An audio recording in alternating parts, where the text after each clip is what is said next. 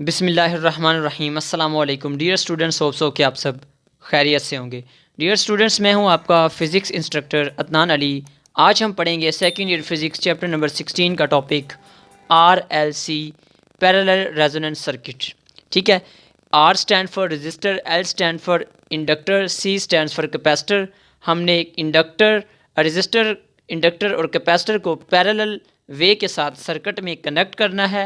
Resonance का मतलब मैंने आपको लास्ट लेक्चर में बता दिया था कि इन सिंपल अगर अपार्ट फ्रॉम सर्किट्स बात करें, इस रेजोनेंस क्या होती है कि जब हमारे पास ड्रिवन फ्रिक्वेंसी सिस्टम की नेचुरल फ्रिक्वेंसी की इक्वल हो जाती है तो जो एम्पलीट्यूड ऑफ वाइब्रेशन है वो हमारा बढ़ जाता है, जिसे आप रेजोनेंस का नाम देते हो। ठीक है, तो इसको हम क्या करेंगे, सिंपली सबसे पहले आपने एक रजिस्टर, इंडक्टर और कैपेसिटर को किस में कनेक्ट करना है, पैरेलल में। ये आपने एक एसी सोर्स लिया, एसी सोर्स को आपने क्या किया, रजिस्टर, कैपेसिटर और इंडक्टर, इन तीनों के पैरेलल आपने कनेक्ट कर दिए। ये देखें, चारों एक दूसरे के क्या है, पैरेलल हैं। इंडक्टर है, कैपेसिटर, रजिस्टर और एसी सोर्स, ये क्या है, एक दूसरे के पैरेलल। ठीक है, अच्छा इसमें होता क्या है, सबसे पहली चीज़ ये है कि इसके अंदर जो एक वेरी वेरी इंपॉर्टेंट फिनोमिना हो रहा होता है वो ये होता है कि इसके अंदर एनर्जी जो है वो ऑसिलेट कर रही होती है in form of movement of charges. वो कैसे, देखिए हमें पता है कि ये जो हमारे पास कैपेसिटर होता है और जो हमारे पास इंडक्टर होता है, ये दोनों एनर्जी को स्टोर करते हैं। इंडक्टर जो है ये मैग्नेटिक फील्ड में एनर्जी को स्टोर करता है, कैपेसिटर अपनी प्लेट्स के दरमियान चार्जेस को स्टोर करता है, एनर्जी को स्टोर करता है। इसका मतलब क्या है कि इसमें भी हमारे पास क्या हो रही है, चार्जेस की फॉर्म में मैग्नेटिक फील्ड के अंदर एनर्जी स्टोर हो रही है। इसमें भी क्या हो रहा है, हमारे पास चार्जेस स्टोर हो रहे हैं, इसमें भी एनर्जी क्या हो रही है, स्टोर हो रही है। ठीक है, अच्छा इसके अलावा इसमें क्या होता है हमारे पास कि एक ही टाइम में दोनों चार्ज या डिस्चार्ज नहीं होते। एक टाइम में ये चार्ज हो रहा होता है जबकि ये डिस्चार्ज हो रहा होता है, दूसरे टाइम में ये चार्ज हो रहा होता है, ये डिस्चार्ज हो रहा होता है। ठीक है, यानी एक टाइम में एक चार्ज हो रहा होता है, दूसरा डिस्चार्ज हो रहा होता है। ठीक है, अच्छा उसके बाद इसका मतलब क्या है कि जिस वक्त ये चार्ज हो रहा होगा और ये डिस्चार्ज हो रहा होगा तो ये अपने चार्जेस को इस तरफ मूव करवा रहा होगा, इस तरफ ट्रांसफ़र कर रहा होगा, यानी एनर्जी इसको ट्रांसफ़र हो रही होगी। दूसरे टाइम में क्योंकि एसी वोल्टेज है, एसी जो सोर्स होता है वो हमें जो करंट या वोल्टेज होता है उसमें करंट जो है वो क्या करता रहता है, ऑसिलेट करता रहता है। ठीक है, एक दफ़ा पॉजिटिव एक दफ़ा नेगेटिव, पोलैरिटी चेंज करता है। इसलिए जब ये चार्ज होगा, ये डिस्चार्ज होगा तो सेकंड साइकिल में ये क्या होगा, ये चार्ज होना शुरू हो जाएगा। ये पहले इसने इसको चार्ज किया, ये खुद डिस्चार्ज हो गया, फिर ये क्या करेगा, ये इसको चार्ज करेगा, खुद क्या होगा, डिस्चार्ज होगा। तो चार्ज डिस्चार्ज यानी एक दफ़ा ये एनर्जी ले रहा है, एक दफ़ा ये एनर्जी ले रहा है, तो एनर्जी क्या कर रही है, ऑसिलेट कर रही है। ठीक है, जस्ट लाइक अगर इसको एग्जाम्पलीफाई करें हम, ये एक मैस स्प्रिंग के साथ कनेक्टेड है। ठीक है, आप इस मैस को यहाँ से पकड़ के, यानी कि आप यहाँ से इसको पकड़ के क्या करते हो, उसको स्ट्रेच करते हो by application of the force.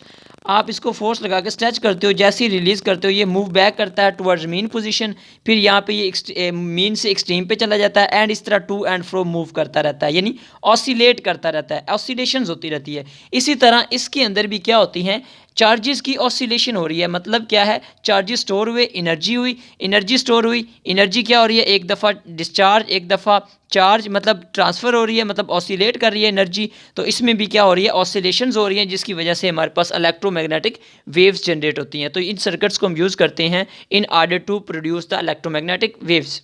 अच्छा, अब हम इसकी वेक्टर रिप्रेजेंटेशन पे आती हैं।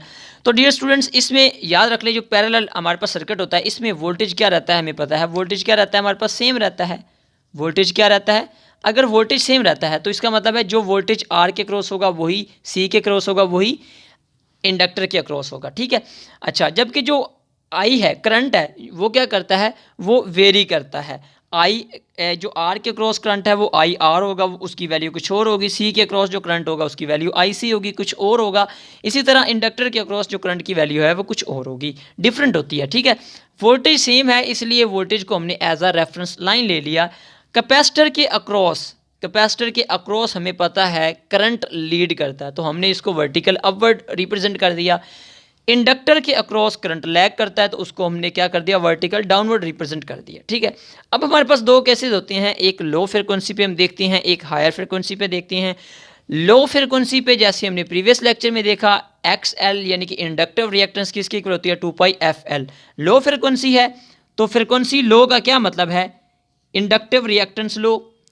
इसी तरह कैपेसिटिव रिएक्टेंस का फॉर्मूला ये है, इसमें देखें आपके पास फ्रिक्वेंसी कम है, इसमें ये इन्वर्सली रिलेटेड है, फ्रिक्वेंसी कम तो कैपेसिटिव रिएक्टेंस ज़्यादा। जब कैपेसिटिव रिएक्टेंस ज़्यादा है, कैपेसिटिव रिएक्टेंस ज़्यादा सी कैपेसिटर, तो इसका मतलब है जो हमारा सर्किट है वो R C parallel circuit behave करेगा। क्या करेगा, R C parallel circuit behave करेगा। सेकंड केस में अगर हम हाई फ्रिक्वेंसी की बात करें, हाई फ्रिक्वेंसी पे क्या होगा, frequency high, inductive reactance high, frequency high तो कैपेसिटिव रिएक्टेंस कम। इसका मतलब क्या है, अब कौन सी चीज़ डोमिनेट कर रही है इसमें, अब कौन सी चीज़ है, फ्रिक्वेंसी ज़्यादा, तो इसका मतलब इंडक्टिव रिएक्टेंस ज़्यादा है। तो इसमें इंडक्टिव रिएक्टेंस इसमें क्या कर रही है, इसको लीड कर रही है, मतलब डोमिनेट कर रही है। तो इसका मतलब क्या है, फिर हमारा जो सर्किट होगा वो आर एल पैरेलल सर्किट के तौर पे बिहेव करेगा। आर और ये एल, ये इतना पोर्शन, ये इसमें से क्या हो जाएगा, स्किप आउट हो जाएगा। अच्छा, फिर हम बात करते हैं, एक होगी लो फ्रिक्वेंसी। लो फ्रिक्वेंसी पे हमारे पास कौन सी चीज़ लीड कर रही है, लो फ्रिक्वेंसी पे हमने देखा था कैपेसिटिव रिएक्टेंस लीड कर रही थी, तो उसका डोमिनेट कर रही थी। तो उसमें क्या था हमारे पास, उसका ये देखें ग्राफिकल रिप्रेजेंटेशन में ये शो किया गया कि कैपेसिटिव रिएक्टेंस ज़्यादा है। सेकंड केस में हमने देखा हमारे पास इंडक्टिव रिएक्टेंस ज़्यादा है, तो उसकी वैल्यू हमने ये इस तरह इंक्रीमेंट की फॉर्म में यहाँ पे बना दिया कि ग्राफ में ये देखें इंडक्टिव रिएक्टेंस ज़्यादा है, ये हाई फ्रिक्वेंसी पे है। अच्छा, ये तो हो गया कि एक लो फ्रिक्वेंसी एक हाई फ्रिक्वेंसी। अब हम बात करते हैं ऐसी फ्रिक्वेंसी की बात करेंगे जहाँ पे ना लो होगी ना हाई होगी, बल्कि क्या होगी, दोनों वैल्यूज़ इक्वल होंगी, उसको हम कहते हैं रेजोनेंस फ्रिक्वेंसी। तो रेजोनेंस फ्रिक्वेंसी क्या होती है, रेजोनेंस फ्रिक्वेंसी वो वाली फ्रिक्वेंसी होती है जिस पे इंडक्टिव रिएक्टेंस और कैपेसिटिव रिएक्टेंस क्या हो जाती हैं, इक्वल हो जाते हैं। हमारे पास फॉर्मूला क्या होता है, 2πfl, inductive reactance capacitive reactance होता है 1/2πfc। अब यहाँ से f की वैल्यू निकालनी है तो f को इधर ले जाएं, तो f इधर ऑलरेडी मौजूद है तो f स्क्वायर हो जाएगा, ये 2πfl और सॉरी 2πl, ये मल्टीप्लाई हो रहा है तो नीचे आके डिवाइड हो जाएगा, ये 2π और ये 2π 4π स्क्वायर हो जाएगा और l c साथ में आ जाएगा। अब इसका स्क्वायर ख़त्म करने के लिए हम अंडर रूट लेते हैं, तो इसका भी अंडर रूट लिया, इसका भी अंडर रूट लिया, f इधर आ गया एज इट इज़, स्क्वायर के साथ अंडर रूट कैंसिल हो गया, 4 का अंडर रूट क्या होता है 2, पाई स्क्वायर का पाई, और ये साथ एज इट इज़ आ गया एल सी के साथ अंडर रूट आ गया।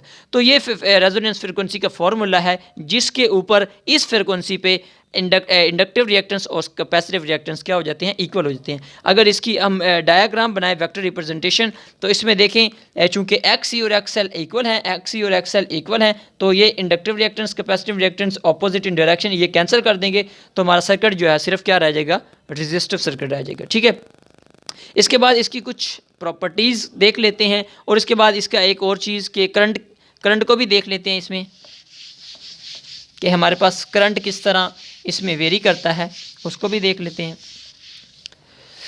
तो स्टूडेंट्स, सबसे पहली चीज़ कि आप करंट को देख लें, यहाँ पे आप फ्रिक्वेंसी ले लें एक्स एक्सिस में, वाई एक्सिस पे आप करंट ले लें।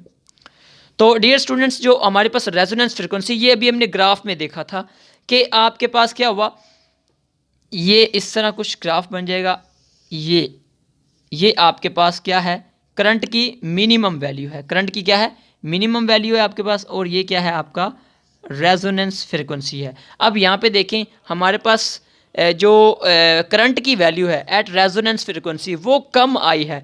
वो कम क्यों आई है, उसकी वजह क्या है, उसकी वजह यह है कि हमारे पास जो इम्पीडेंस का फॉर्मूला है वो किसके इक्वल है, हमारे पास इम्पीडेंस इज इक्वल टू क्या होता है, हमारे पास V R M S over IRMS, यानी I across R plus I across C plus I across L।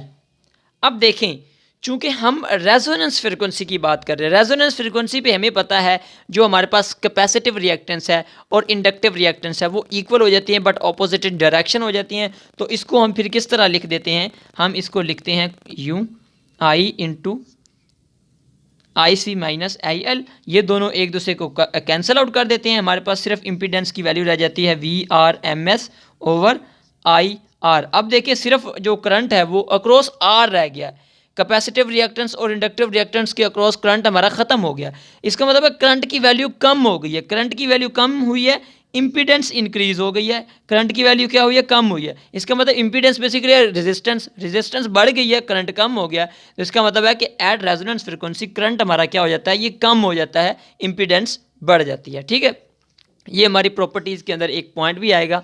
अच्छा, अब इसकी प्रॉपर्टीज़ को डिस्कस करते हैं हम। तो इसकी जो सबसे पहली प्रॉपर्टी है वो क्या है, प्रॉपर्टीज़, इसकी जो सबसे पहली प्रॉपर्टी है डियर स्टूडेंट्स वो ये है, यही फार्मूला आपकी फर्स्ट प्रॉपर्टी है कि what is the formula for the resonance frequency, F is equal to 1/2 pi under root LC। ठीक है, ये हमारी क्या है, इसमें सबसे पहली प्रॉपर्टी ये है कि हमारे पास जो फ्रीक्वेंसी है उसका फार्मूला क्या होता है। उसके बाद है हमारा इम्पीडेंस क्या होती है, मैक्सिमम होती है, इम्पीडेंस इज मैक्सिमम, इम्पीडेंस हमारी मैक्सिमम होती है और क्या होती है, रेजिस्टिव होती है, और क्या होती है, रेजिस्टिव होती है। वो कैसे कि हमारे पास अभी हमने ग्राफ में देखा था कि हमारे पास जो करंट है, क्योंकि वैल्यू उसकी कम हो रही थी जबकि इम्पीडेंस की वैल्यू क्या हो रही थी, इंक्रीज हो रही थी। थर्ड पॉइंट है इसका ये कि करंट की वैल्यू क्या होती है, मिनिमम। ये अभी हमने देखा, करंट इज़ मिनिमम। ये अभी हमने इसी ग्राफ के अंदर देखा था कि जो करंट की वैल्यू है वो मिनिमम थी जबकि जो इम्पीडेंस है उसकी वैल्यू मैक्सिमम थी। नंबर 4 पे है पावर फैक्टर। पावर फैक्टर इसमें क्या होता है, 1 के इक्वल होता है। वो कैसे, क्योंकि हमें पता है कि जब सर्किट सिर्फ रेजिस्टिव रह जाता है तो रेजिस्टेंस के अक्रॉस वोल्टेज और करंट दोनों क्या करते हैं, एक ही डायरेक्शन में होते हैं, उनका फेज डिफरेंस 0 होता है। तो P is equal to VI cos theta होता है, कॉस थीटा 0 है, VI कॉस 0, क्योंकि थीटा इन दोनों के दरमियान 0 है तो VI कॉस 0 1 होता है। तो बेसिकली कॉस थीटा ही पावर फैक्टर होता है, तो इसका पावर फैक्टर क्या आ रहा है, यहाँ से 1 आ रहा है। ठीक है, लास्ट पे है कि जो हमारा करंट अक्रॉस इंडक्टर है या फिर करंट अक्रॉस कैपेसिटर है, ये ग्रेटर देन हो सकता है सोर्स करंट से, सोर्स करंट से। अब इसका क्या मतलब है, ये मैंने आपको इनिशियली स्टार्ट में लेक्चर में बताया था कि जो एनर्जी होती है वो एक ही टाइम में दोनों कैपेसिटर और इंडक्टर्स एक दूसरे को ना तो चार्ज कर रहे होते हैं ना डिस्चार्ज कर रहे होते हैं, बल्कि क्या होता है कि एक टाइम में इंडक्टर कैपेसिटर इसको चार्ज कर रहा होता है, दूसरे टाइम में इंडक्टर इसको चार्ज कर रहा होता है। तो अगर हम स्पेसिफिकली एक कंपोनेंट की बात करें, यानी फ़र्ज़ कर ले आप इंडक्टर की बात करें, तो जब ये इसको एनर्जी दे रहा होगा, इसके अंदर जो करंट है वो ज़्यादा हो सकता है इसके जो सोर्स वोल्टेज से, जो क्योंकि इसमें ऑलरेडी एनर्जी स्टोर थी और इसको ये कैपेसिटर भी डिस्चार्ज करके इसको एनर्जी दे रहा है, तो इसकी जो है वो सोर्स वोल्टेज से एक टाइम में एक कंपोनेंट के अक्रॉस जो है वोल्टेज की करंट की वैल्यू जो है वो ग्रेटर देन हो सकती है। लेकिन अगर हम इसका पूरा सम लें तो कभी भी हमारे पास AC जो सोर्स से करंट आ रहा है वो कभी भी इस वेक्टर सम से कम नहीं होगा, बल्कि क्या होगा, उसके इक्वल या ज़्यादा होगा। ठीक है, so that was all about RLC resonance parallel circuit. Hope so कि आपको समझ आ गया होगा, लेकिन अगर कोई क्वेश्चन हो तो कमेंट बॉक्स में पूछना मत भूलिएगा। अल्लाह हाफिज़।